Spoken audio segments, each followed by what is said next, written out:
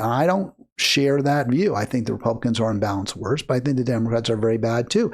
And I pointed out maybe more often than not the flaws in the Democratic Party, the failings in Democratic leaders, the corruption that's rife in that party, the need to move away from it. And my hope has been that by being what I consider to be an honest broker, I would be able to appeal to people on both sides of the aisle, people who voted for or people who voted against Trump, which I totally understand why you would have voted against Trump, but also why you would have voted against Harris.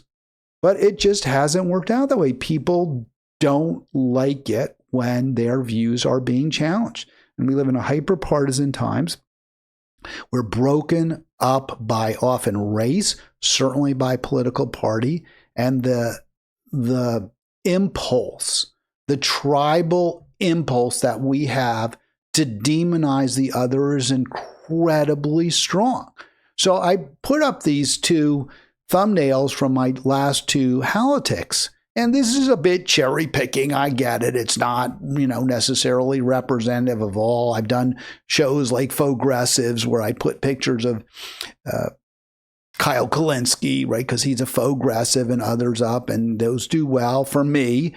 But, the past two shows, the one I did with Arlen on Tuesday has done remarkably better in terms of views. Many more viewers, many more commenters than the show I did yesterday. And what's the biggest difference? Well, on Tuesday, the thumbnail clearly goes after Trump, calls Trump a fascist, or at least, strongly implies that he's a fascist. I said he's a fascist. I've said he's a fascist in the past.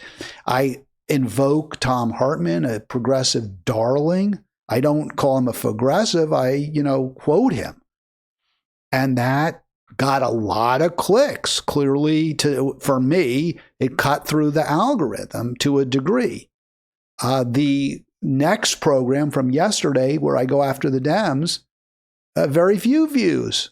People don't want to hear, at least the people who follow me, the people who are my friends on social media who see my posts, they don't want to hear about Jamie Raskin's grandstanding. They don't want to know that Democrat Sarah Elfreth, who, as I understand it, actually has done some good work on the environment, on the environmental crisis, who's actually fought at least to expose some of the more egregious practices of corporations in Maryland when it comes to the environment. They don't want to hear about all the money she gets from AIPAC or how she refuses to call AIPAC out. If you're call you progressive, a Democrat, leaning Democratic, you're a Trump hater, you just don't want to hear about how bad the Democrats are. It turns you off. Your attitude is, but Trump.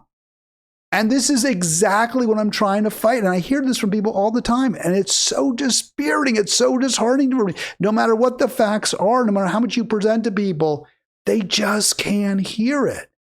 If they think you're not, if you're not 100% against the guy they hate, they don't want to hear it. And I see it on both sides, and we'll get into some of that because I have some posts. But to me, this is very, very dispiriting, and this suggests that we're not going to be able, right, to solve our problem because we've allowed the billionaire elites to separate us into what I consider to be artificial tribes that don't really represent our true interests. If I was creating tribes, I'd have the pro-Medicare for all tribe and the anti-Medicare for all tribe. I'd have the pro-clean green environment tribe and the anti-clean green environment tribe. I'd have the pro-peace and the pro-war tribe. I'd have the anti-genocide and the pro-genocide tribe. But those aren't the tribes we have.